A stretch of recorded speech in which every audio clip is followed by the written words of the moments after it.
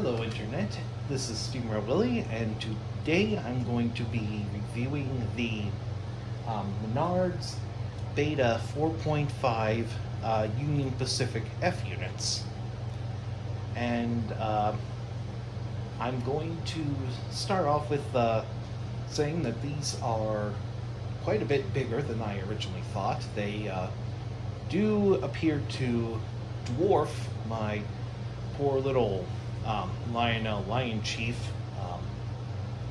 080 Union Pacific 4520 from the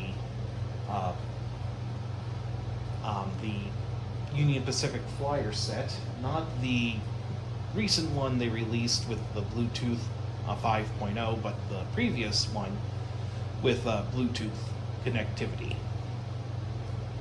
Now, the first thing I'm going to talk about with these F units is that, well, one, they are very beautiful looking models, even if the closer you get, the more mistakes you can see, but to me, these are very wonderful units. My concern, however, is the couplers here. One, for some reason, likes to go up while the coupler on the unpowered unit likes to go down. And I have no idea why that is, but I hope to figure that out. And I did run these a bit earlier, and so far nothing seems to have happened with them, so hopefully everything should be good there. I am pretty much going to just spend most of this video just having these things run around on my little table here. I'm going to have some with both the powered and the unpowered unit. I am going to just have some with just the powered unit, mostly with the Pullman expansion kit that I got off of eBay. I'm going to just have the power unit pull those. But one test I do plan to do later in this video is to flip the powered and the unpowered units around and have the powered unit push a little makeshift quote-unquote plow train of mine in reverse, which mostly just consists of an MTH rotary snowplow, the tank car that came with the Union Pacific Flyer Lion Chief set, and then an MTH bay window boxcar caboose hybrid. But before we start, let's power up my little track.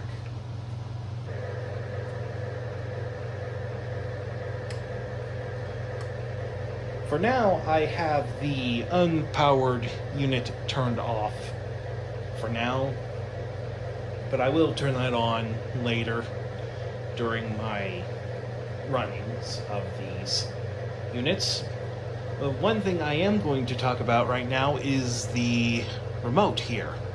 Now, as some others have pointed out, Menards remotes have a volume control dial on the side of the remote, and I actually quite enjoy that compared to the Lion Chief remotes, especially the universal one where you would have to push down, well, on the Plus units you would have to push down both the whistle and the bell buttons and then change the volume that way, or in my case having to do so on the Lion Chief app, which, while good in my case, sometimes can be a bit of a pain to get it just right, especially if there's some sort of delay with the Bluetooth, or in my case, my phone just not working. But I do enjoy the crew sounds, as many others have mentioned. But another thing I'm wondering is, at the part of the crew sounds, at least on this, where they mention an Amtrak train, which makes me wonder if Menards is planning, at least at one point in the future, to come out with an Amtrak set. But that's just my little conspiracy theory. Another gripe I do have with the remote here is that this model, or at least the power unit, doesn't seem to have a very low speed. Whereas the Lion Chief, you can easily turn the wheel and your model will crawl if need be. Whereas this one seems to... Whereas the Menards one just seems to take off. I have to turn this 2 or 3 times before it will actually take off. But that's just a minor thing, and I don't know if that's just my model in particular or if it's something across all of them. I will say that to whoever is listening at Menards, they definitely fixed the horn issue, as it fades off instead of just abruptly cuts off. So good for you, for Menards, for listening to people when they talked about that. But anyway, I'm pretty sure all of you are bored listening to me talk, so instead I'm just going to go ahead and run the trains.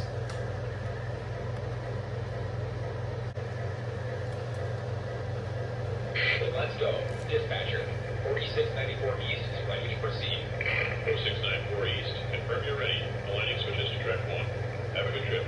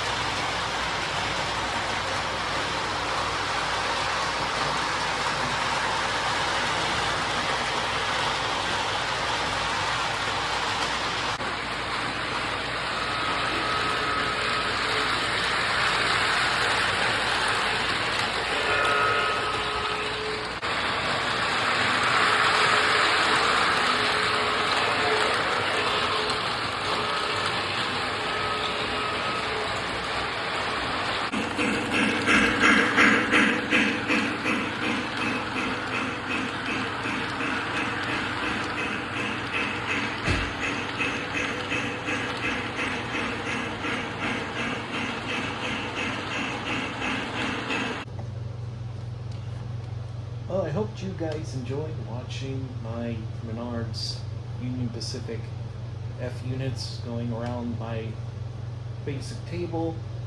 I am, of course, a beginner of the hobby, and I sure hope you guys enjoyed watching them running around. I'm pretty sure my niece will, though there are a few minor issues that popped up during the running. Now, this may be due to the fact that